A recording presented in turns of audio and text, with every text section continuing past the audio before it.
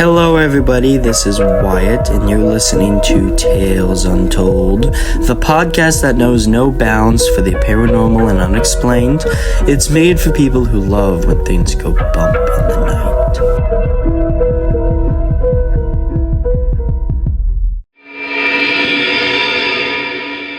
Today we are delving into a rather grim piece of American history: state schools. These institutions were typically a place where people of varying disabilities were sent away to be hidden from the world. Of the remaining buildings, people usually consider them to be haunted, based on what we know had happened in these buildings. The first of these institutions in America was established in Boston by Samuel Gridley Howe in 1848. That year kind of surprised me. That seems very close. Really? I thought it was kind of old. 160, 70 years ago? That seems closer than I would think. I don't know. Really? Yeah. Like, that's kind of when people think that Jack the Ripper was, like, further away than he really was. Yeah, I definitely do that. Yeah. That's kind of how I feel about state schools. But, it's also not even 100 years after the Constitution was signed. It just seems like a really strange time in my head. I feel like those couple, like 200, 300 years are kind of strange time period for when things happen. I think it's hard for our mind to grasp. Because, like, those were, like, they sound further away than they actually are. Like, when someone says 1776, that sounds so far away, but it's really 300 years. Not even. Yeah. Because we're not in the 70s yet. We've got a while. Yeah. So it was a long time ago. It was beyond our lifespan, but it's kind of like the concept of space. It's something you can't fully understand. Right. And I just feel like the time frame between colonial America and like the early 1900s gets overlooked. For me, definitely. Like, me personally, I do this. Where, like, anything prior to, like, the 1800s was colonial America.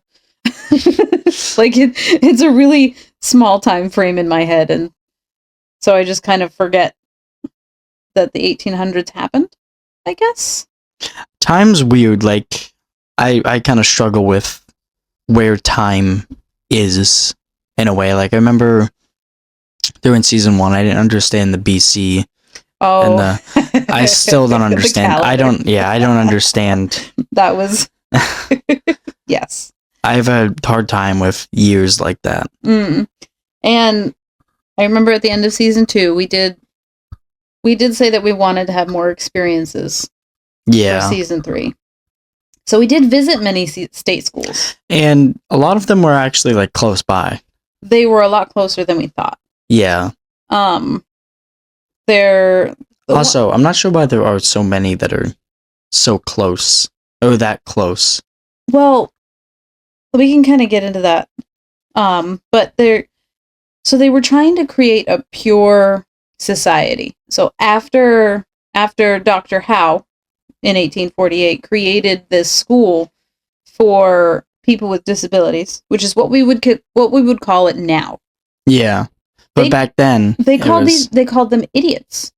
And people that weren't normal. And feeble-minded. That is literally what they called them. Really? I was reading a document that was written by Fernald, the guy that the institution we're going to talk about was named after. He talked about the whole process of the state schools in America. And he wrote it, I think, in 1912 or something like that. So that might be a lie. I don't remember. State schools are actually kind of scary. Like, absolutely. No, that number was definitely a lie. 1893. Because, like, if you think about it, like, back then, if someone considered something wrong with you, you get locked away and tested on. Like, say, like, someone back then had ADHD. Like, You're not wrong. So the thing about that is initially, Dr. Howe and Dr. Fernald, their initial reasoning for creating these schools were for people who were autistic. They were for or people with Down syndrome. They were schools designed to teach them how to be more independent up until they turned 18, and then they could release them out in the community with the ability to feed themselves, dress themselves, bathe themselves. See, that doesn't sound bad. It doesn't sound bad, because I'm reading a lot of this about the original creation of these institutions, and I'm like, this does not sound that bad. I'm like, where is the but? That sounds like good for them. It does. There is something that... So it got tainted over time. So in 1848, this was a school that was created in Boston. It was originally called the Massachusetts School for Idiotic and Feeble-Minded Youth.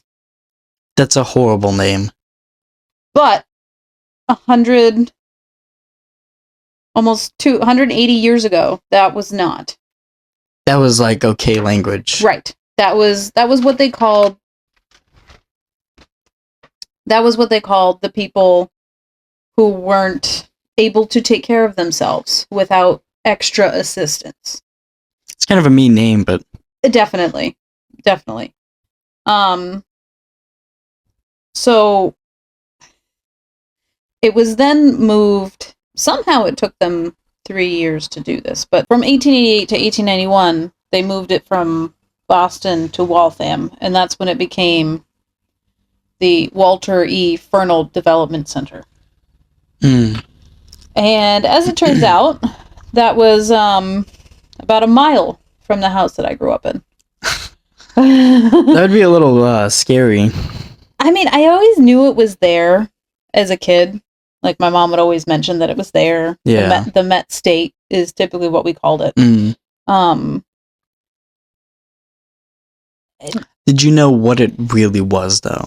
Not really. But actually doing this research, I discovered that it was actually still in use when I lived there. Oh, really? Yeah, so I moved in 2006, and it closed in 2014. Now that is some close history for you. Like, I had no idea it was still in use. I would be scared knowing what it is, that it's right next to my house. Only because any of them could escape. I don't think I feel like that's what I would be scared of. Well, this place was massive. There are 72 buildings on 196 acres. That is huge. That property is enormous.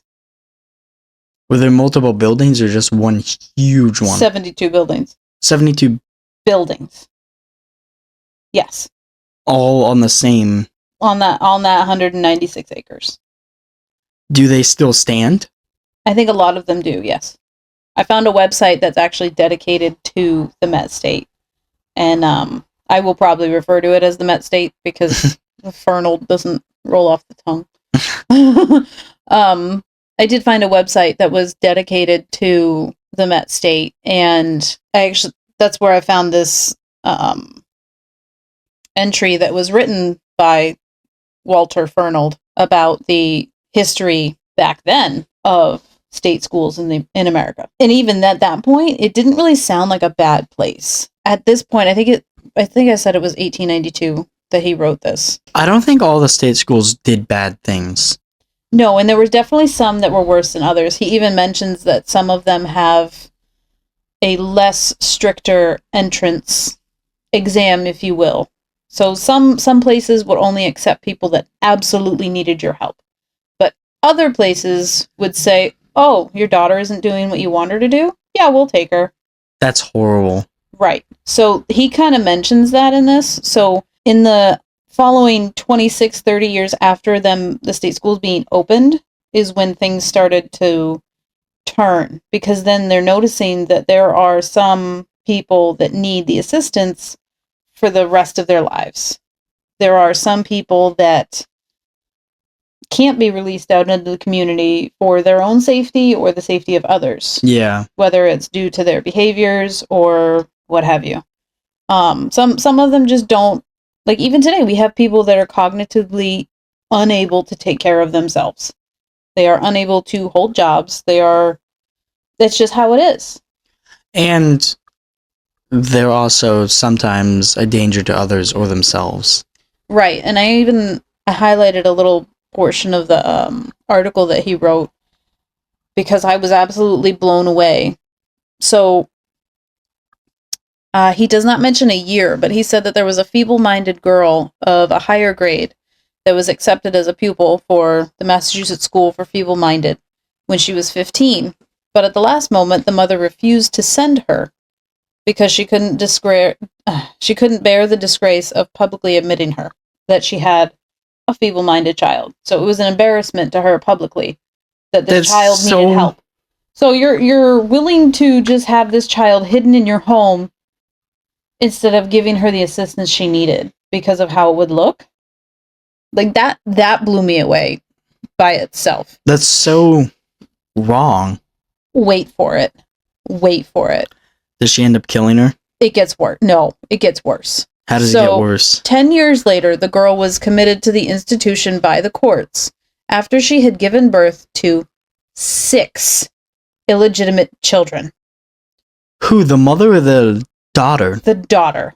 She gave to 6 children in 10 years. I guess that's just like one right after the other. Yeah, and 4 of them were still living and all feeble-minded. So I'm going to guess that 2 of them did not survive. 4 out of 6. 4 out of 6. What happened to the other 2? They were probably dead. Or either stillborn or... So this says that she's feeble-minded. So it doesn't say, specifically. She could be, a high-functioning person with Down syndrome. You know what I mean? Like, yeah. She's mostly cognitive, but there's still the Down syndrome there. But what was this mother doing that was allowing her to be near men for this to happen? Who was the father of these children? Her own father? Was he abusing her? That's even worse. Absolutely. So it blew me away that her mother allowed this to happen. 6 times. Right. One could have been an accident. Right. But then... she found another feeble-minded boy and, sure. But then 5 other times? Right. Are you... I was I will remember this for the rest of my life. I'm more concerned about the other 2 children that are... did they find them dead? What? No, like I said, they were probably stillborn or they died soon after death due to health issues. They died soon after death. Soon after birth. Shipping a sink. So that's only one account that was given that I've found. And that's pretty horrible, so I can only imagine the other... Right, and that happened outside of the school. So you can only imagine what else was happening to other feeble-minded people, if you will, at the time. That's horrible. It absolutely was. So in this article that he wrote, it does sound like he cares about these people. He seems like he's trying to actually help them and not just test and right, torture, and that's what it turned into. Yeah. So like I said, these 2 men particularly did care about the people that they called feeble-minded. Yeah. Which is good. Right. There was someone that cared. They did something about it. But then there were people that take advantage of these things. So especially during World War I and World War II, where the actually well-trained people were taken for the war and to help out there, the state schools were then forced to hire less capable bodies. And that is really when the abuse started. That is really when the unmarked graves started happening. And because once a lot of people put their family members into these state schools, they were just kind of out of their lives. They didn't really visit them. They just paid their money and sayonara. That's really horrible. It really is. And then even as time went, a lot of families that had sent their family member there, they didn't even have money to claim this person after they died. So they were thrown into unmarked graves. I really hate that, like, the thought of that. Like, even with the Quabbin, like, just people getting thrown into graves, not knowing who they are. Oh, I know. Like, that's a whole other mess we're going to have to uncover. Yeah. We spent a lot of time at Quabbin. We recently did. Another state school we visited was the Belchertown ones. Yes. Those ones are getting recently revamped. Yeah. I know there's one building that's still in use, actually. Really? We walked by that one, the one with the phone number still on it. That building is still in use. Oh, like the dog care center? Mm-hmm. That one is still in use. Yeah. A lot of the other ones, though, are really boarded up. Very hard to get into. Yeah, I don't know if I would want to. They'd probably just fall. Yeah, they'd be in such disrepair, and who knows, like, what's in there. Yeah, the kind of asbestos in there, and the diseases. The lead. Who knows? Who knows who's living there? Yeah, that's true. Or what's living there. Right. And I don't want to discover a body either. Yes. The thumbnail for the mukbang was actually taken at the Belchertown State Schools. Yes. The gates. Yes, it was. See, just seeing these buildings, it's like a heartbreak. Heartbreak how? Like, knowing what could have happened? Knowing all of the terrible things that probably happened within those walls. Yeah. There is one specifically that did happen at the Met State. There was a study by MIT and Harvard where they used what they called inmates. You know, the people in the state schools were considered inmates. Yeah. I mean, they couldn't just leave. Right. So they took boys from 11 to 17 and they fed them oatmeal and milk that was laced with, if you will, radioactive iron and calcium. What? And they even injected them with radioactive calcium. Why? To see what would happen. Yep, literally, to see what would happen.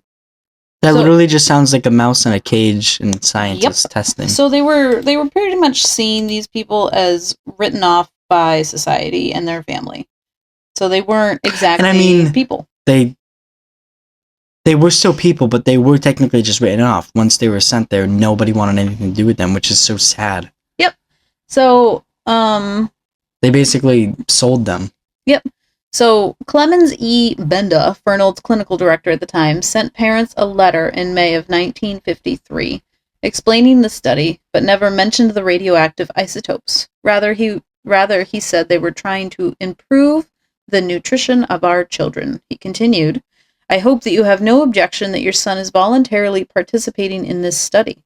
If you have not expressed any objection, we will assume that your son may participate. What happens if he did object? They probably would just still do it. Well, they got the boys to participate voluntarily by saying it was a science club. They didn't know what it was. They did not. Nope. They had no idea what was happening. That's just manipulation. Absolutely. So there were special field trips where they got to go to Boston Red Sox games, which sounds really strange in retrospect, like that the Red Sox existed. But this was 1953. When did the Red Sox even... I don't know. I don't know when... That's less than 100 years ago. But that's so sad because these kids probably thought they were a part of something neat, but they were just slowly getting killed. I'm assuming they were slowly getting killed, being pumped with radioactive stuff. I mean, that kills. Actually, I'm pretty sure the study... I don't think it actually harmed any of them. How? I'm guessing it was... somewhere in here it said how much radioactive product it had given them. It was not much. It was like living in Denver for a year, I think it said. Something like that. The same, output of the sun for a year in Denver. Like, it wasn't a lot. Kind of like what we were talking about with the astronauts going through the ozone layer and how much radioactivity they're exposed to leaving the atmosphere. Mm. It was like that kind of idea where like it's more than you would experience in that time frame, but it's not immediately deathly. I don't know why it needed to be radioactive. Yeah, what? I think it was maybe so they could trace it as it went through their body, like they could see where it went. I think that was what it was for. But really, they actually ended up getting sued for this. Quaker and MIT. They actually get Why did Quaker get sued? The oatmeal. They were a part of it. They were a part of the... Yeah. Yep. Really? Quaker was part of... I know that they were being fed oatmeal, but Quaker could have not known. That's right. I didn't mention that. My bad. What? Step back. So, MIT and Harvard got together with oatmeal. So oatmeal was providing the food. Mm. And I think they were also a benefactor. They provided money for this study. That's just horrible. Right. So the three of them got sued for neglecting to tell the families and the participants exactly what it was they were doing. So you're saying if they had told exactly what they were doing and the parents still agreed and the kids were volunteering, this all would have been legal? Yep. How can you just obtain... You can't just obtain radio... Why not? I mean, maybe back then you could have, but now you cannot. But the people... Why not? They agreed to it. No. I mean obtaining radioactive material. Like I don't know. Well, I mean, you can obtain radioactive radioactive. That's really hard to say. For like say cancer treatments and stuff. Yeah, like but you're consenting to that. You have to consent to that. Right, but back then, I mean, like now, it's so hard to get your hands on it without having like some sort of ID or license, unless you buy it illegally. Like radioactive. When was the last time you bought radioactive anything? You got radioactive spiders. No, but my science teacher, he has to have his science ID to buy like radioactive stuff. Well, that doesn't sound like it's that hard then. Like he's a teacher, you know what I'm saying? Yeah. Like these are doctors. This was MIT. These were research companies. Of course, they had the credentials. That's true. To obtain these things. So they literally got. I think it was like $1.8 million was awarded to the families. It's a lot of money. Not to each of them. Oh, not to each of them? That number was spread among them. But I mean, that's still a decent amount of money. Back then. In the 50s. But definitely not for your child getting... No, but like I said, I don't think any of them actually had any adverse effects. I mean, I guess that's So they kind of lucked out. But the real problem was how they were informed. Or the lack of informing that happened. I'd say the lack. But I think right around that time is really when state schools earned their bad name. Is when they started doing tests. Yes, and then they realized that, like I said, there were some people that were what they deemed unimprovables. That's what they tested on? No, this is separate. Oh. They were people that were deemed unimprovable. So they were... People that they thought couldn't be fixed, in their words. Yeah.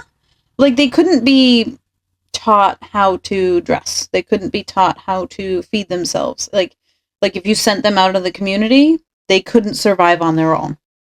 They couldn't hold a job. They couldn't, they would be more of a menace, and then they would end up falling into bad circles of drugs and mayhem and crime and what have you. They discovered that there were, once people turned 18 and they left these schools, that this is what would happen. So they said, okay, we need somewhere for these people to go, because their family members can't or won't, or they don't have family members to take care of them. So then they're left on the streets. They're homeless. They're causing more problems than they started with. So they started making these state schools into more of a custodial home, is what they called them, where these people would stay after they turned 18. where they had them doing yard work, they had them doing laundry, they had them cooking, they had them cleaning. So literally just prison. Essentially, and a lot of times, especially the women, they used them to help out the younger kids that were in these schools. So they were essentially free labor. They actually saved these schools money because they were doing jobs of people that they would otherwise have hired. I can't tell if that's... All right. I can't tell if it's good or bad. Because, like, they're giving them a purpose. I want to say that's good, because they're kind of teaching them how to... Right. And otherwise, their life would have been terrible outside of staying there. Yeah. And then that's when they built... they're giving them something to do. Right. Well, it's also benefiting them, but... And even in the article for that Fernald wrote, he did mention that they do really well when you give them a job, when you give them a purpose, and they can succeed, and they can feel good about doing these things. Yeah. Like, everybody does. Everyone feels good. When they do something. Right. Something productive, something helpful. When you create something, like, it feels good. That's just human nature. So they noticed this, and then they also noticed that it helps their pockets. I'm not sure if that's good or bad, but there it is. So then they also built cottages that had sewage, plumbings. That's impressive. Even had heat, all kinds of stuff. So, like, it sounds like it started off like a really good place. Like a community, in a way. Right, it was a community for these people. But it definitely took a dark turn at some point. Yeah. Where people started taking advantage. And there were... I think there are groups of researchers now that go through the death records, and people have died in scalding hot showers. Yep. How? In the state schools. Like... negligence. People, oh. the people that worked there didn't care. They intentionally killed these people. That's horrible. Those showers must have been hot. Yeah.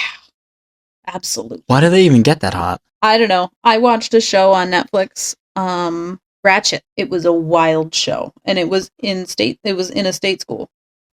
I don't remember where. Maybe California. Was it that alien show that you... No. No? No, this was not Supernatural. In the show Ratchet, it did take place in, like, World War II-ish era insane asylums, if you will, where her brother, who was crazy, who did murder people, she was trying to get him out. Why? It's her brother. I don't know. She was her own sort of crazy. This show is crazy. I recommend it. Absolutely. How many seasons are there? It's just one. It's like one of those limited series. I think it's like maybe 8 episodes. 8 episodes or something. It's either 6 or 8. It's usually, yeah, something like that. But this show is wild.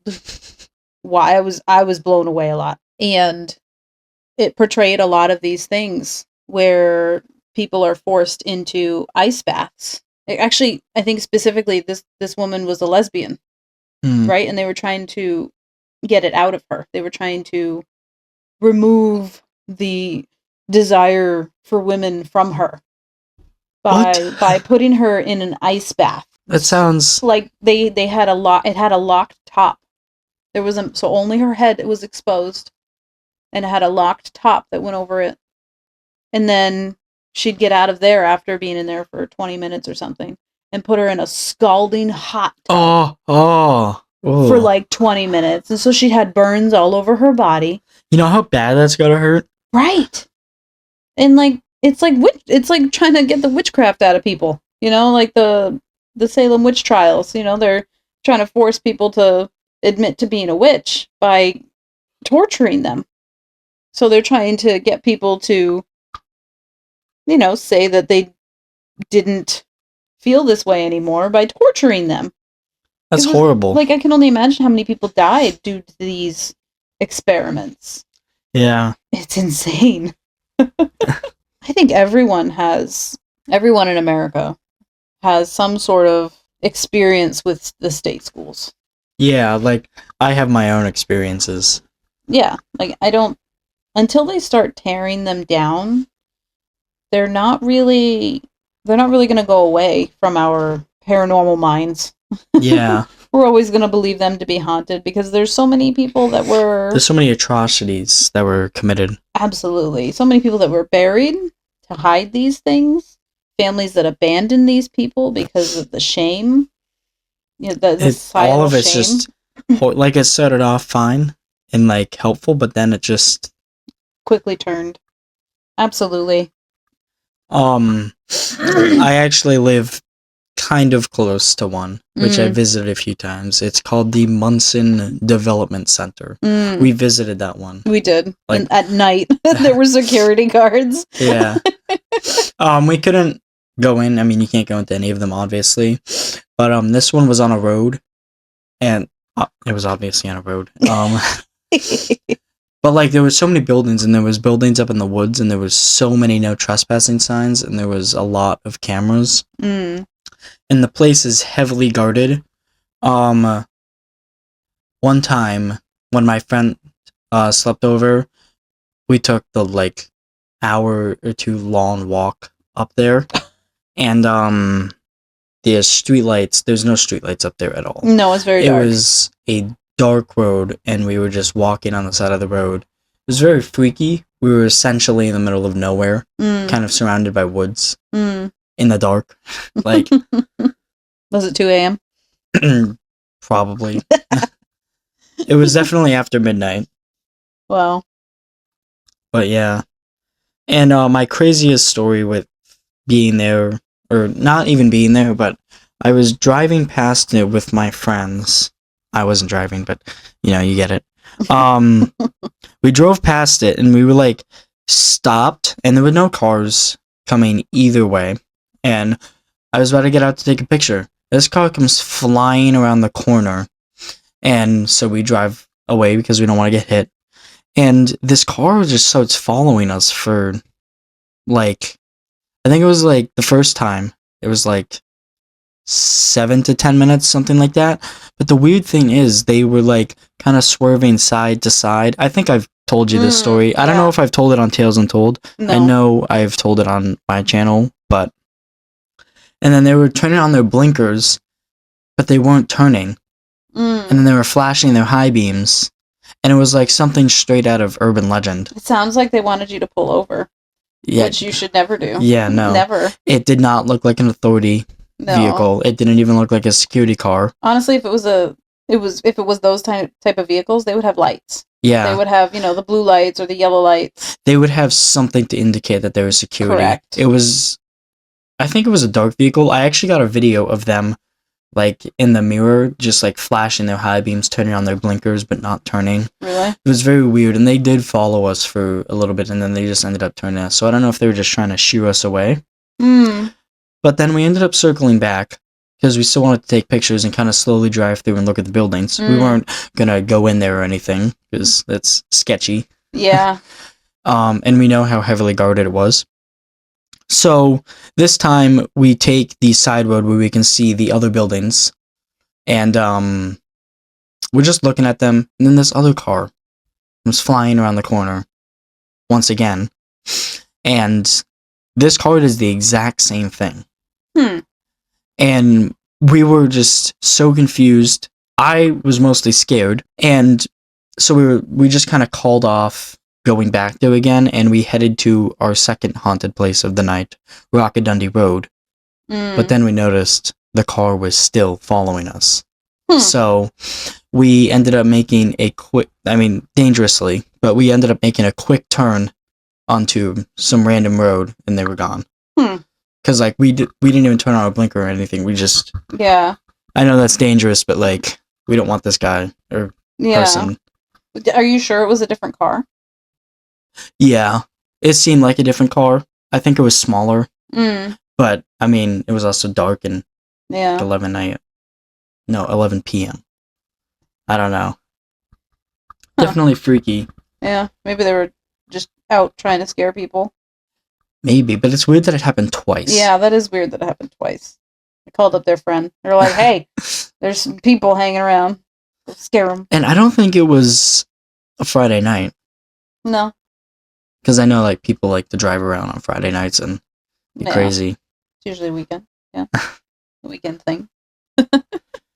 But it almost felt like someone was trying to get us away from there. Mm. And I don't know if this was a different time or doing that as well. I've been there quite a few times, driving, walking, daytime, nighttime. Mm. But this story was at nighttime.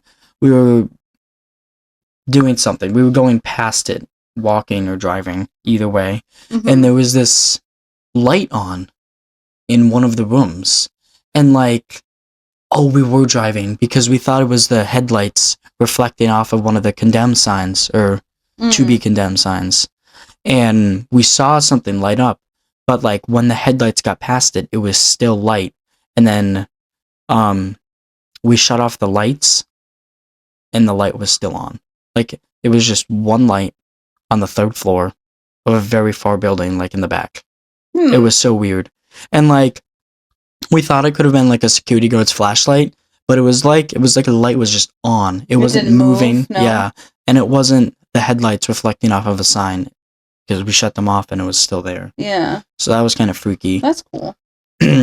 Cool, but also scary. Right, but not in retrospect. It's cool because I mean we were looking for something creepy.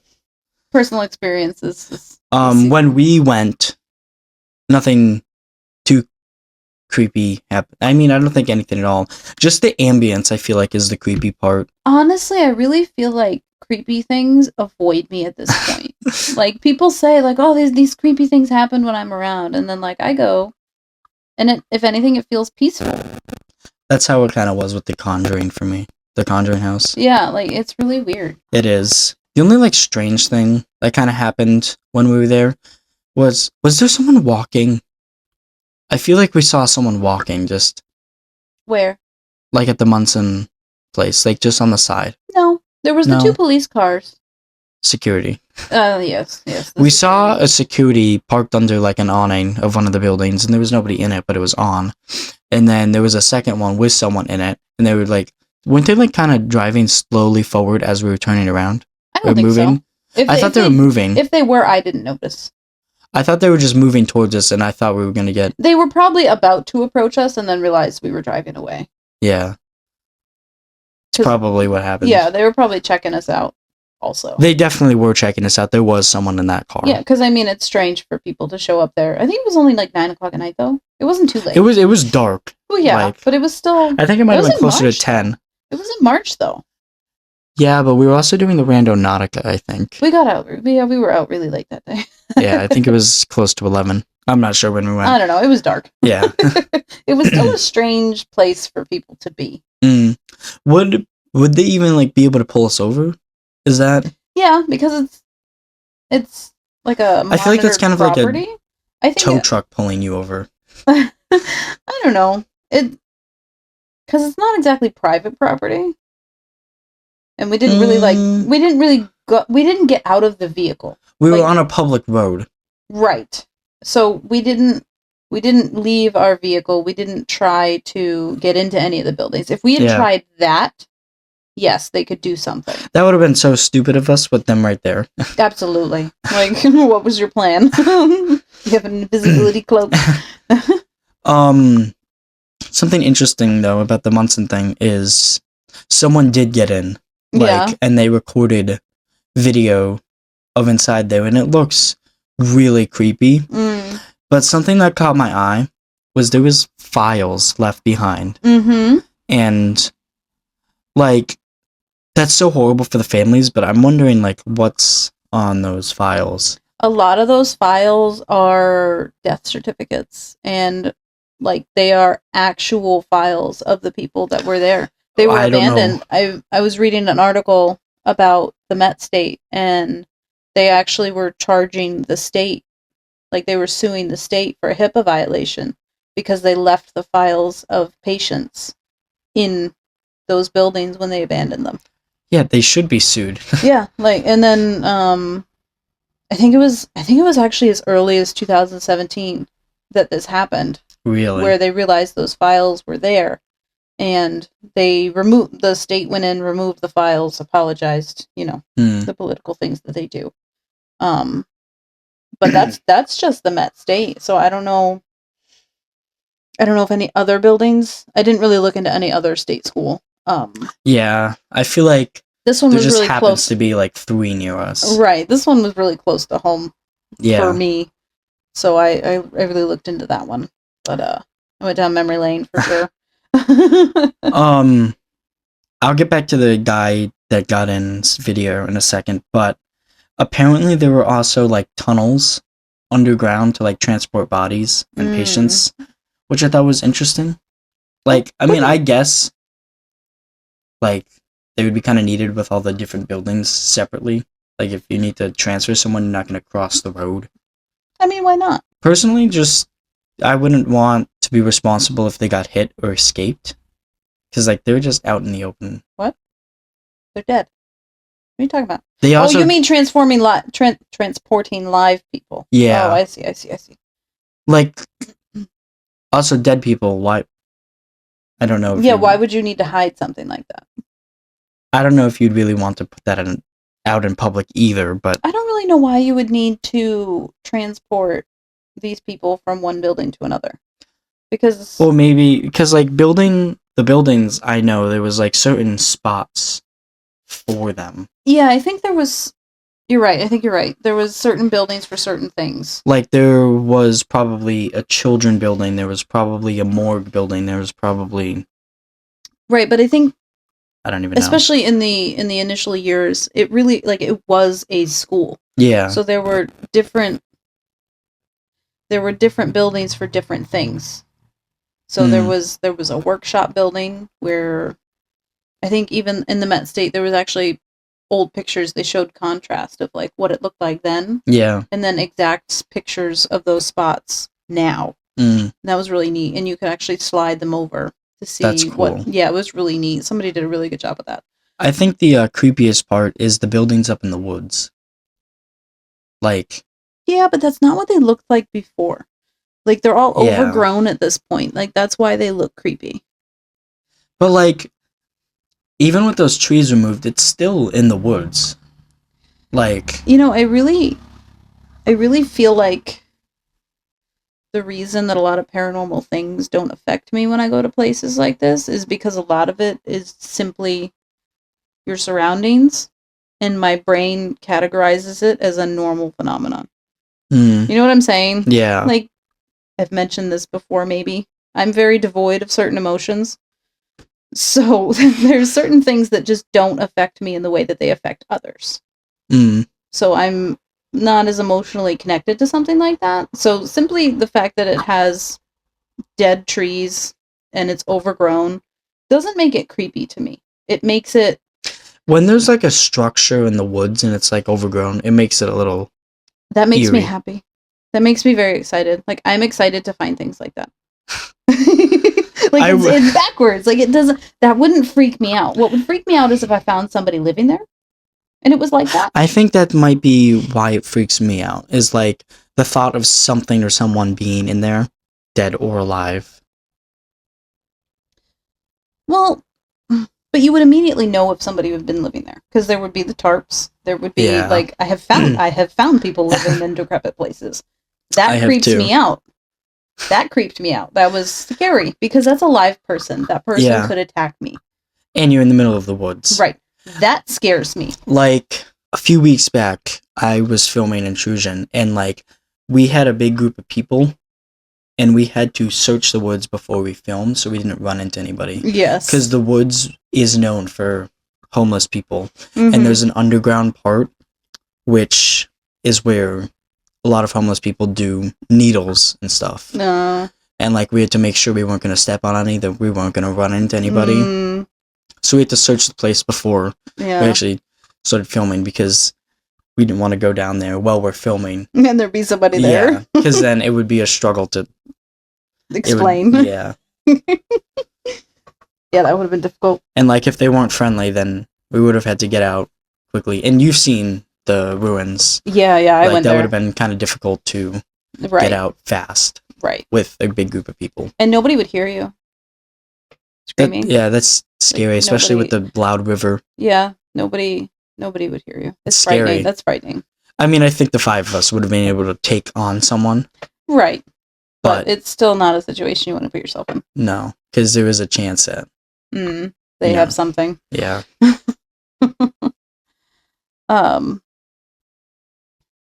But that was it's kind of scary. Like, I know that they live there, but it's kind of scary because they shouldn't.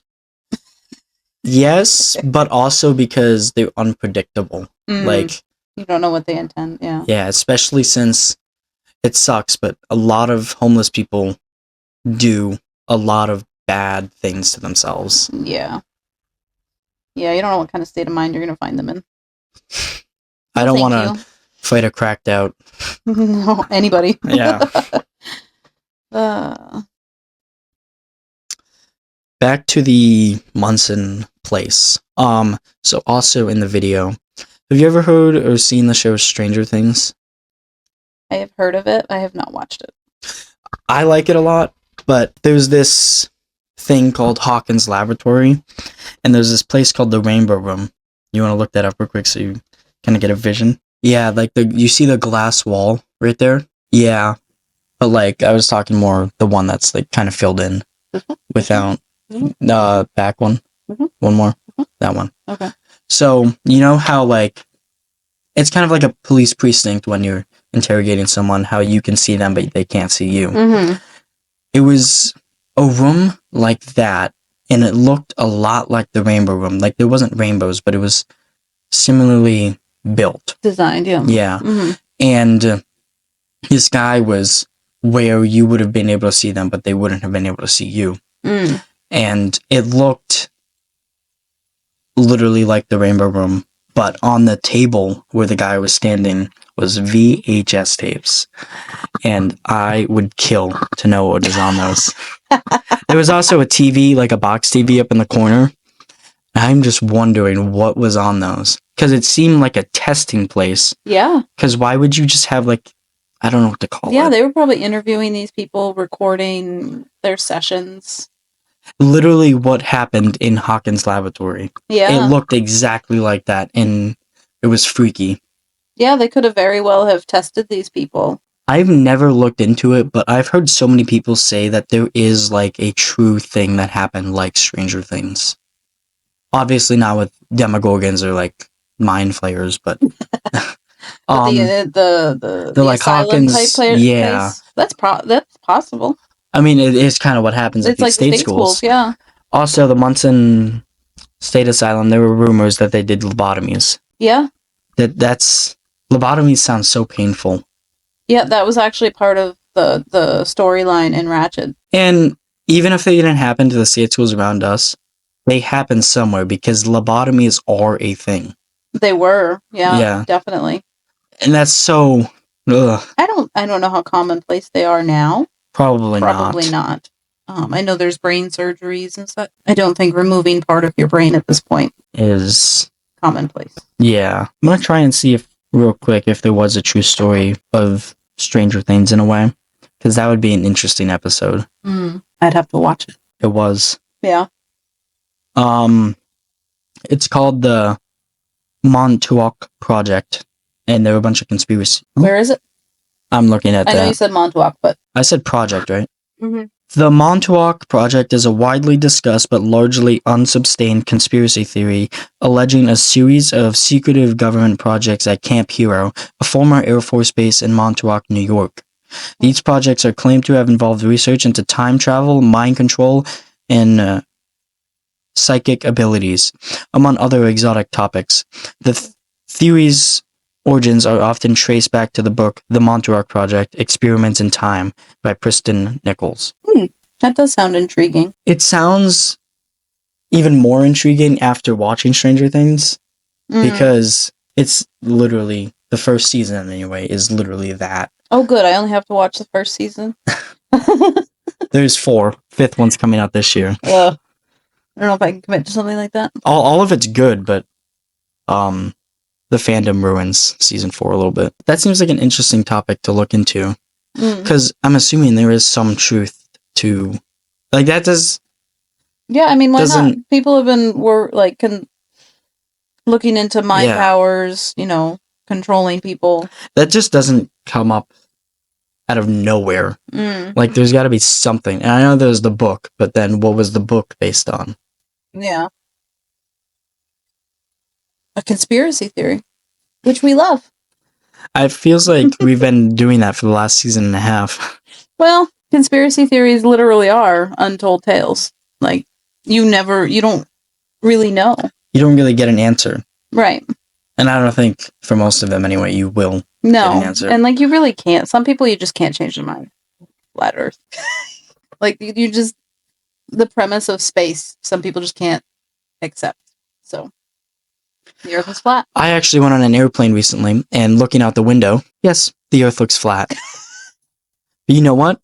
That is a portion of the huge globe there is. Like, you could only see so far. And, like, it doesn't just end. You're only a certain distance from the Earth. So, no, you're not going to see everything. Yeah, and, like, even if I was super high, which I don't think is entirely possible in a commercial airplane, yeah. There would just be clouds. And even if there weren't, if it was somehow all clear skies, you still wouldn't even really see it curve. Right, and there's 2 layers of clouds. Yeah, we passed through 3. Is there 3? I think I know there's at least 2. I think there's 3 because we passed through 3 on our first flight. Really? Yeah. Well, maybe one of them was fog. Maybe. It was cool to see it go up and up and up. Because the weather here was a little weird when you left. Yeah. It could have been fog. The picture I took of us first taking off was all blue because of the weather. It was cool, but... So a lot of people see how, like, sometimes the clouds look like they're sitting on a glass table. Yeah. You know, like you're looking through glass and they're just sitting on top of it. And then there's other ones that are moving and others that aren't. And they're like, it's a conspiracy. We're living in a bubble. Because that happens. And it's like... It's just the different wind. Right. Like, it's just a different level of the atmosphere. Like, they're moving at different paces because they're different density. They're different weight. Yeah. Like, when we passed through the first level, like, we were probably going a different way. Then the second, we were definitely going a different... Like, that's what turbulence is. The wind changes in the... Turbulence is kind of fun. Yeah? Yeah? I mean, it's a little scary, but... Yeah. It's not, because you know that turbulence can't take down a plane. Yeah. By itself. Not by itself. So, as I mentioned, everyone in the United States is familiar with the state schools. And they all have probably the same feeling about them. Yeah. That terrible things happened there. Everybody knows what they are because of what they are. Right. And they actually a lot of them closed a lot closer in our lifetime than even I had imagined. I think the Munson one closed in 1997. Yeah. I think the one in Belchertown was similar. It wasn't that far off. And that's just crazy to me. That they were still doing these tests. Right. Well, not necessarily. They were still in use. Yeah. Which blows my mind, but there was a lot of disability acts happening in the 70s especially that really put a damper in those sorts of experiments. So thankfully those are closed. And thankfully there are a lot more alternatives for people with disabilities that need that extra assistance that can't live alone or, at least function independently. And I'm sure that these tests still happen somewhere secretly, but probably. I mean, if we don't know about it, then what can we do?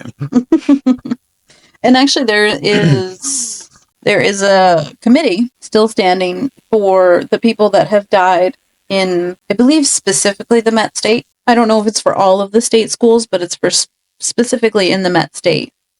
The Death and Dying Committee. It is dedicated to the people that were buried without graves, like grave markers. People that were buried with simply a number to match to their name. So they're trying to get the state to stand up for these people and actually give them a real grave marker instead of just... That's good. Instead of just D56 for their number. That sounds really, really bad. Yes. Sounds kind of like Nazi Germany. Yeah, there are thousands of them. And I'm guessing that there are death certificates and stuff like that and medical records that were left at the Met. Yeah. That they're able to coincide with these people and figure out who was where. I know for the Munson Development Center, there was like a online community board, and people ask about their missing relatives or like talk about what they discover. Yeah. I feel like that's really sad that you don't even know where this person is. Yeah. It's definitely very unfortunate. And it seems like this happens a lot because, like, even with the Quabbin, like, they just flooded the town and they put people not in the right spot. When they moved the graves. Yeah, they did not. They didn't keep them together. They didn't. Yeah. They were very unorganized, and I feel like that would be an interesting topic for the next episode. Mm-hmm. Because we did visit. We did. And it's very close to us also. Yeah. I want to see the little part of the town sticking out of the water at some point. Just need a drought. That's not happening anytime soon. So I think that'll do it for the state schools today. Yeah, join us next time for the Quabbin Reservoir episode. I'm very excited. I am too. There's a lot to uncover there. There is, especially since we've been there and we know a little bit about the history. I'm Erica. And I'm Wyatt. This is Tales Untold. Thanks for listening.